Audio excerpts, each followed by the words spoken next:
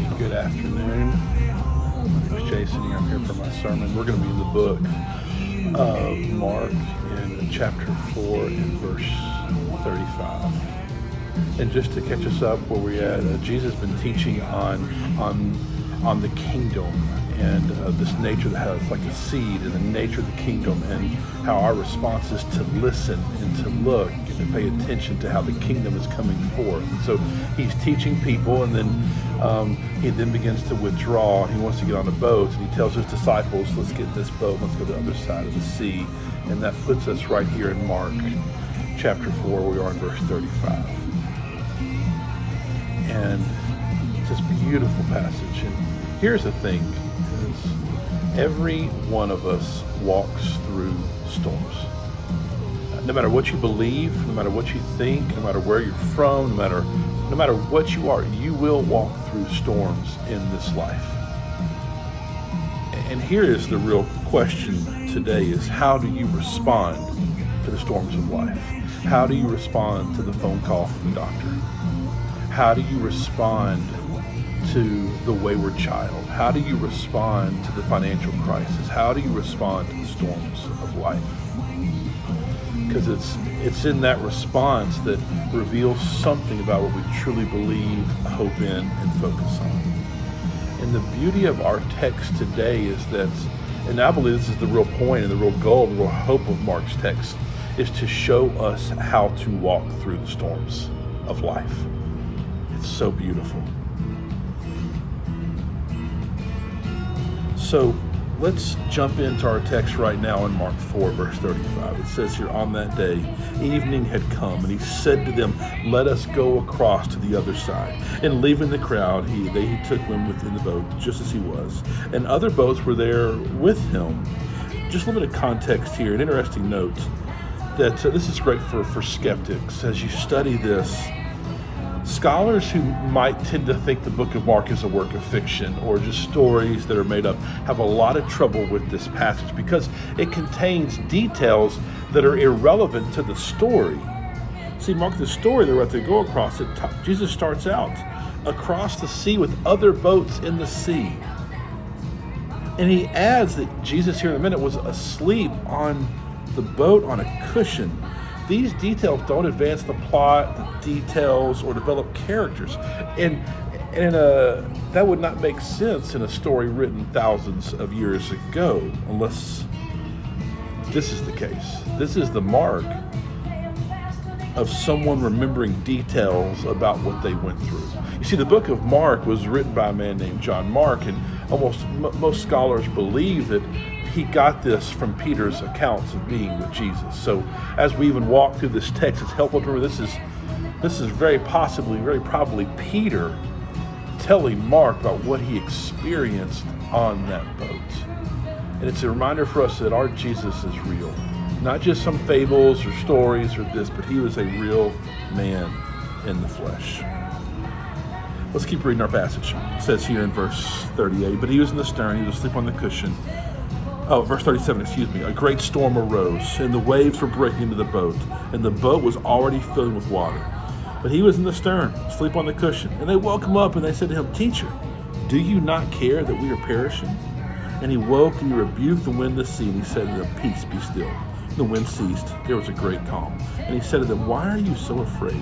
Have you still no faith? And they were filled with great fear. They said to one, Who then is this, that even the winds and the seas obey him? You see three questions here. In verse 40 you see, that's going to guide our time today. First question, why are you so afraid? Jesus asked them. Second question he asks is, do you have no faith? And the third question, it's the disciples ask of Jesus, well, who then is this? And that's going to guide our time today. It's those three questions that I hope to answer. Here's the first. Why are we afraid? Second, where is our faith? And third, who is God? So first, why are we afraid?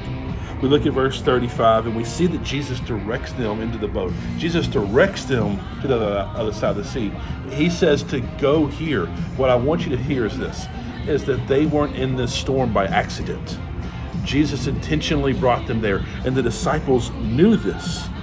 the word says it's like hurricane type winds. These were experienced fishermen, but they were losing their minds and they were in such fear. And it was Jesus who led them into the storm. And then it takes another turn that catches the disciples off guard, verse 38. Jesus was asleep in the midst of the storm. He was asleep in the midst of the storm, which caused for them great concern because he led them there, and now there's this huge storm. And this is what leads us to fear many times. Is we feel like God is absent or God is indifferent to the storms around us. And here's an idea that I think is true. When the storms of life come, we feel like God is absent. When the storms of life come, we feel like God is absent. And it's in this absence that perceived absence. God is not absent. We perceive this. You think about, even as you talk with families that have walked through abuse, and we think the worst thing you can do to a child is abuse them. But what is just as damaging, if you ask counselors and therapists, is a child who is neglected. That neglect can be as powerful as abuse. And when we perceive that God is neglectful, that can do damaging things to our faith. But here's our reality. God is not absent. God is not neglectful. God is not asleep. You know what God is also not? God is not anxious and worried in the ways that we are anxious and worried. Sometimes we get upset because God is not as anxious as we are. He is calm. He is peaceful. He is restful. He doesn't match our anxious energy, but that does not mean he is absent. So if the issue is not his neglect, what is it? Which leads to our next question. It's this question of where is our faith? See, in verse 39, Jesus asked the disciples, do you still have no faith? And if you really study that, what he's trying to say really there is, where is your faith? You have seen evidence of what I have done. You have seen this. And so where is your faith now when the storm arrives? And there's two things he's going at here. First, he's going at where is the focus of your faith? And second, what is the object of your faith? So this focus, here's the key. Focus can fuel faith or it can fuel fear. Focus is a powerful weapon. It can fuel faith or it can fuel fear. We see this really in Matthew 14, this great story, if you've been in scriptures at all, where you see where Peter literally walks on water. Jesus says, come out to me, and Peter begins to walk on water. And Peter, as he keeps his eyes focused on Jesus, he is doing the supernatural act of walking on water. But then wind comes and storms comes, and Peter's eyes drift away from Jesus, and he begins to sink. See, we all get this. We all tend to focus in the wrong ways. There's three ways that I think our focus is off many times. First, we focus on the storm. This is the hard things of life that come, and we tend to focus on these things, and then we think if these things just went away, my life would be like this. Or maybe you're not in the storm season. Sometimes we tend to, and I can even feel myself today feeling this. It's a good day. It's beautiful outside. And God is at work, all good things. I'm a blessed person. And I'll focus on the calm. I'll think that life is all about the things around me being peaceful and good and right. But that focus is not sufficient, because that focus, that object, that could change the circumstances. And what happens, we focus on the storm or we focus on the calm. When those things let us down, we then focus on ourselves and what we could have done or how good we have done. And that focus is an off focus. It's a wrong focus. Because remember, Jesus is talking about the focus of their faith and the object of their faith. And we know this inherently. We are not a good enough object of faith. We are not sufficient. We are not consistent. We are not perfectly faithful, not perfectly loving. We're not perfectly sacrificial. We are weak.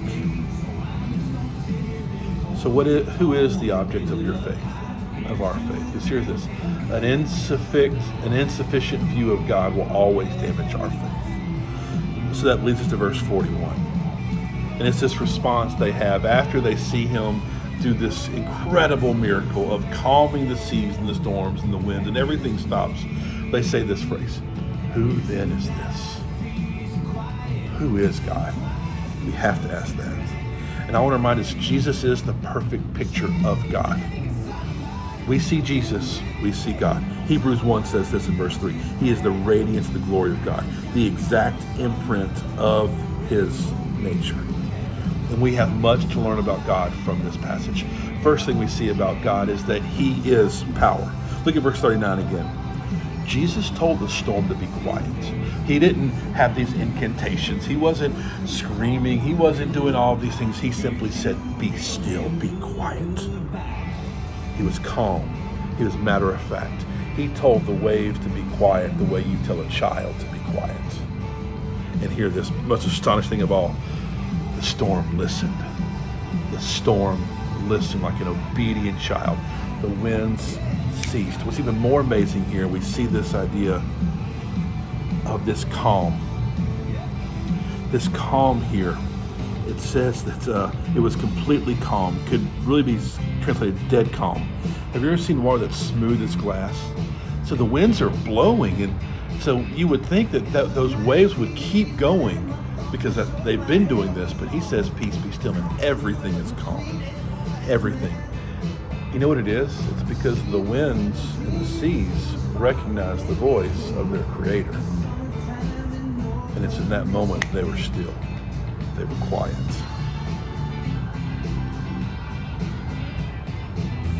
Their obedience shows the full deity of Jesus. Hear this. He is power. Not he's powerful. He is power. He's the Alpha, the Omega. And this is what brings fear, because it's in light of an eternal God we are met with this reality, that our storms of this life, they are real. But they're not the biggest storm that we face. The biggest storm we face is the storm of our eternal destiny. And when you're in the face of an eternal God like that kind of power, fear is the response. This worshipful, who is this mankind of fear? Because here's the beauty of him being power.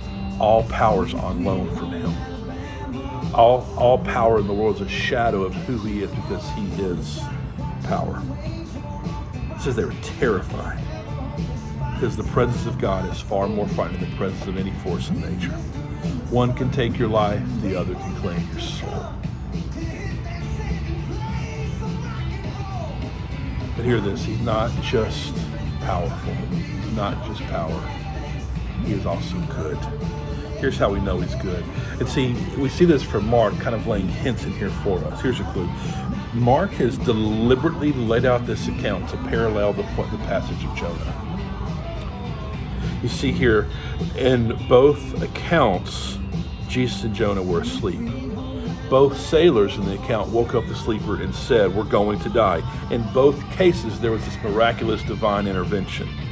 Further, in both stories, the sailors then became even more terrified. Two almost identical stories with just one difference. In the midst of this storm, Jonah said, there's only one thing to do. If I perish, you survive. If I die, you will live. And then I read this from Tim Keller about this week. It says, they threw him into the sea. Which doesn't happen in Mark's story. Or does it? See, Mark is showing that the stories aren't actually different when you stand back and take a look at them with the rest of the story of Jesus in view.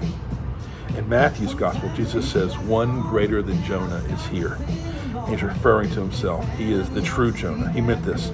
Someday, I'm going to calm all storms. Still always, I'm going to destroy destruction, break brokenness, and kill death. Amen. And how will he do that? The only way was to go to the cross, to get thrown into the ultimate storm and persevere the storm and suffer in the storm, and then 3 days later defeat the storm of sin and death, finally on our behalf. So what is our response to this God who has overcome the storm? There's 3 things I would encourage you to do to help you overcome the storm as he's overcome the storm. First, name your fear. What is the storm that you're fearful of? What is the storm you are facing? Think about the Psalms. All throughout the Psalms, we see the psalmist lamenting, being honest with their fear, with their concerns, with their struggles, and just bringing those things to God. So name your fear. Second thing, check your focus. Remember, focus can fuel faith or fuel fear.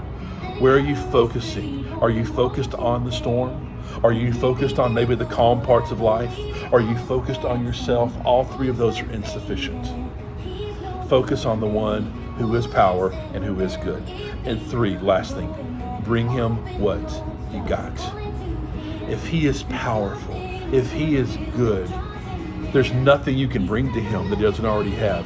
So bring what you got. If you have a mustard seed of faith, bring the mustard seed of faith. If you have this fear, bring the fear. Whatever you got, just come to him. Come to him, all who are weary, and he will give you strength. He will give you hope. He will give you abundant life.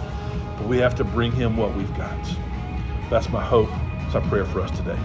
Thank you for your time.